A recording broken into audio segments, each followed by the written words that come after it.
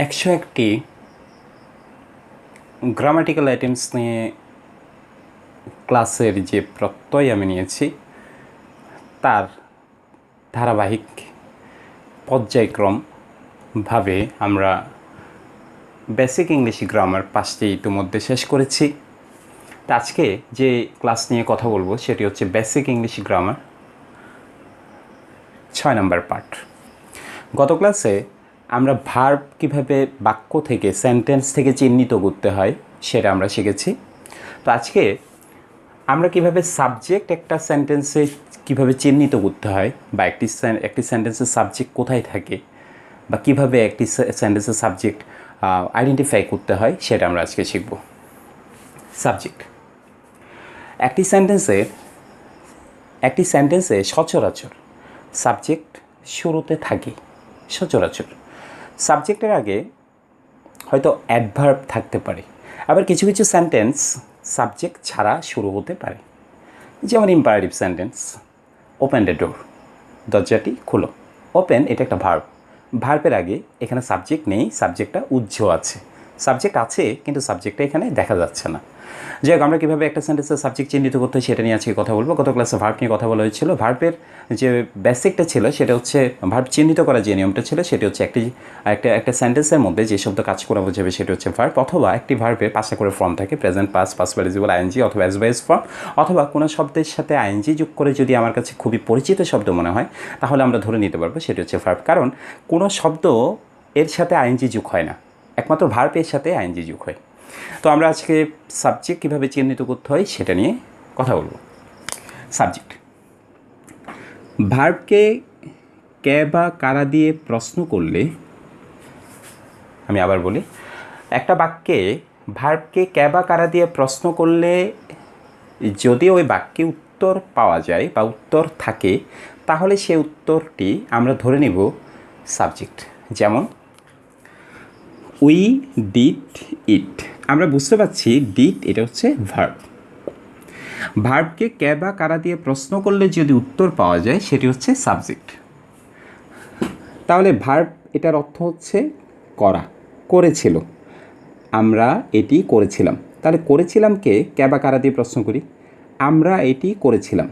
কে বা কারা করেছিল, কে বা কারা করেছিল, আমরা। তাহলে আমরাটা হচ্ছে সাবজেক্ট। আমরা পরে আরেকটা উদাহরণ দেখি, দে রিড দ্য নোভেল, তারা উপন্যাসটি পড়ে। আমরা বুঝতে পারছি এটি হচ্ছে ভার্ব। ভার্বকে আমরা কে বা কারা দিয়ে প্রশ্ন করি, তারা উপন্যাসটি পড়ে। কে পড়ে, কারা পড়ে, তারা পড়ে। সুতরাং তারা এটি হচ্ছে সাবজেক্ট। একইভাবে আমরা পরে আরেকটা উদাহরণে যাই, সালাম ওয়েন্ট দেয়ার, সালাম সেখানে গিয়েছিল।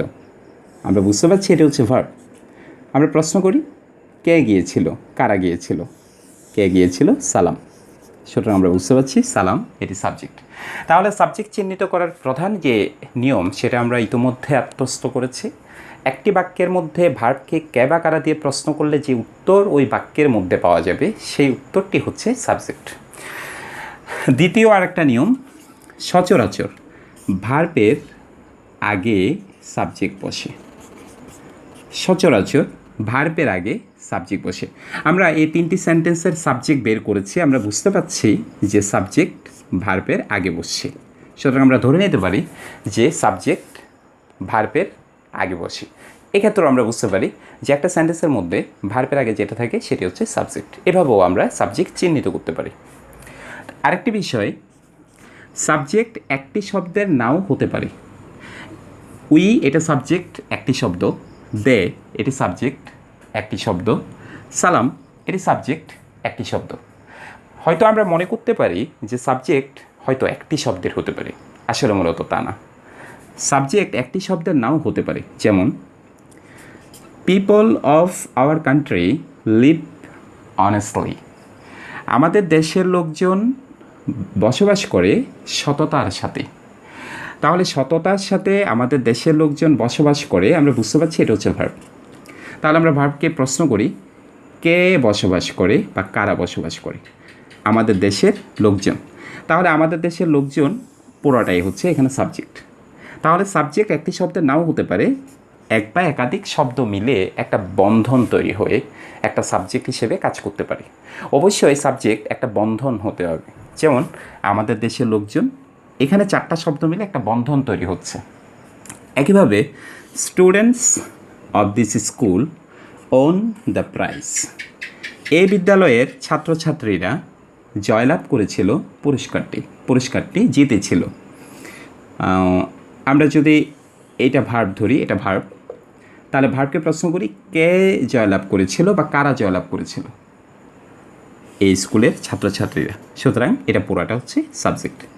ভার্বের আগে বসছে এবং একটি শব্দ নাও হতে পারে, একের অধিক শব্দ মিলে একটা বন্ধন তৈরি হয়ে সাবজেক্ট হিসেবে কাজ করতে পারে বা বসতে পারে। তাহলে আমরা সাবজেক্ট কিভাবে চিহ্নিত করব? একটি বাক্যের মধ্যে ভার্বকে কে বা কারা দিয়ে প্রশ্ন করলে যে উত্তর পাওয়া যাবে সেটা হচ্ছে সাবজেক্ট। সাবজেক্ট একটি শব্দের নাও হতে পারে, একের অধিক শব্দ মিলে একটা বন্ধন তৈরি হয়ে একটি সাবজেক্ট হতে পারে। আমরা এই সাবজেক্টের কিছু অনুশীলন করি।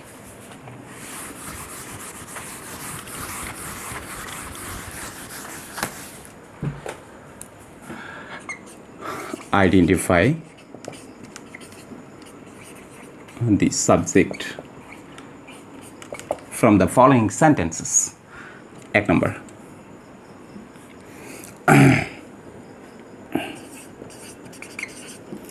Some people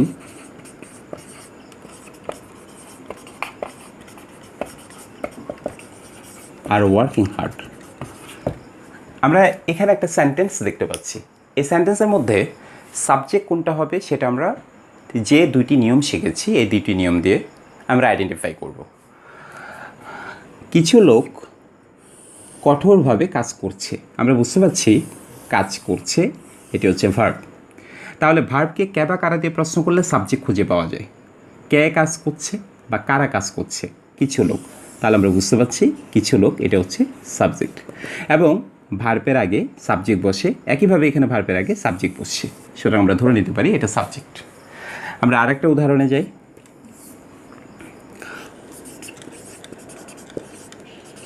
women have prove দেয়ার পাওয়ার। আমরা এই সেন্টেন্সটা থেকে সাবজেক্ট খুঁজে বের করব। মহিলারা হ্যাভ প্রুভড, প্রমাণ করেছে, দেয়ার পাওয়ার, তাদের ক্ষমতা।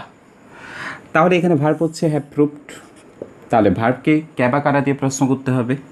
প্রমাণ করেছে, কে প্রমাণ করেছে, কারা প্রমাণ করেছে? মহিলারা। আমরা বুঝতে পারছি এটা সাবজেক্ট এবং এটা ভার্বের আগে বসছে। আমরা আরেকটা উদাহরণ দেখি।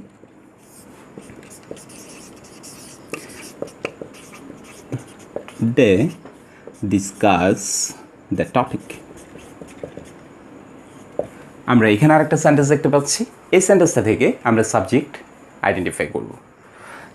তারা বিষয়টি আলোচনা করে। এখানে ভার্ব আমরা বুঝতে পারছি ডিসকাস। তাহলে সাবজেক্ট খুঁজে পাওয়ার জন্য ভার্বকে কে বা কারা দিয়ে প্রশ্ন করতে হবে। কে বা কারা। কে আলোচনা করে, কারা আলোচনা করে? তারা। তাহলে আমরা বুঝতে পারছি এটা সাবজেক্ট এবং এটি ভার্বের আগে বসছে। আমরা আরও কিছু বন্ধন তৈরি করে সাবজেক্ট হয় সেই বিষয়টা নিয়ে কিছু অনুশীলন করি।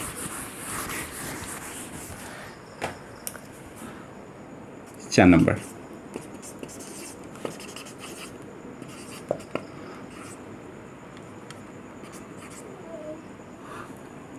The mobile of my brother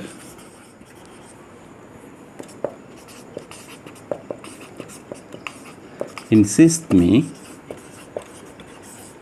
to buy a new mobile.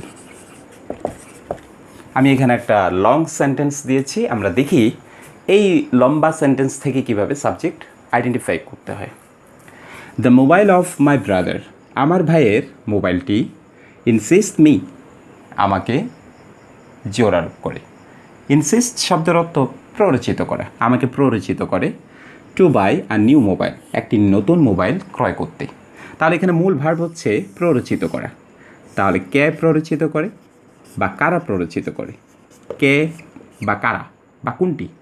আমার ভাইয়ের মোবাইলটি। তাহলে আমরা বুঝতে পারছি এটা হচ্ছে সাবজেক্ট এবং এটি ভার্বের আগে বসছে এবং এটি একটি শব্দের না, এটি অনেকগুলো শব্দ মিলে একটি বন্ধন তৈরি হয়েছে। আমরা আরেকটা উদাহরণ দেখি।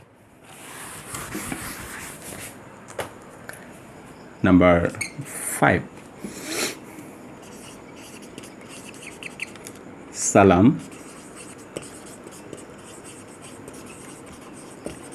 head teacher of Mr.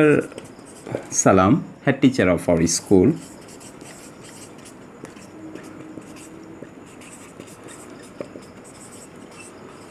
inspires us to do the deed. আমরা এই বড় সেন্টেন্স থেকে কিভাবে সাবজেক্ট আইডেন্টিফাই করতে হয় আমরা সেটা দেখি। মিস্টার সালাম, জনাব সালাম, head teacher of our school, আমাদের স্কুলের প্রধান শিক্ষক। এটাকে নাউন অফ অ্যাপোজিশন বলে বা সাবজেক্ট ইন অ্যাপোজিশন। ইন্সপায়ার্স আস, আমাদেরকে অনুপ্রাণিত করে, টু ডু দ্য ডিড, এই কাজটি করতে। তাহলে এখানে ভার্ব হচ্ছে, আমরা বুঝতে পারছি ইন্সপায়ার্স, এবং ডু মূল ভার্ব হচ্ছে ইন্সপায়ার। তাহলে এই ভার্বকে কে বা কারা দিয়ে প্রশ্ন করতে হবে সাবজেক্ট খুঁজে পাওয়ার জন্য। তাহলে কে অনুপ্রাণিত করে, কারা অনুপ্রাণিত করে? মিস্টার সালাম, head teacher of our school. তাহলে ভার্বের আগে এটুকু পর্যন্ত পুরাটা সাবজেক্ট, এবং কে অনুপ্রাণিত করে? মিস্টার সালাম, head teacher of our school. তাহলে আমরা বুঝতে পারছি যে সাবজেক্ট একটি শব্দ নাও হতে পারে, একের অধিক মিলে একটা বন্ধন তৈরি করে একটা সাবজেক্ট হতে পারে। তাহলে সাবজেক্ট বের করার টোটাল দুইটা নিয়ম। একটি হচ্ছে ভার্বের আগে সাবজেক্ট বসে, মাথায় রাখতে হবে। ভার্বকে কে বা কারা দিয়ে প্রশ্ন করলে যে উত্তর পাওয়া যায় সেটি সাবজেক্ট। সুতরাং আমরা বুঝতে পারছি সাবজেক্ট কীভাবে বের করতে হয়। আমরা এরপরে অবজেক্ট, এক্সটেনশন এবং প্রেডিকেট কীভাবে চিহ্নিত করতে হয় আমরা তার পরবর্তী ক্লাসে শিখব। আসসালামু আলাইকুম।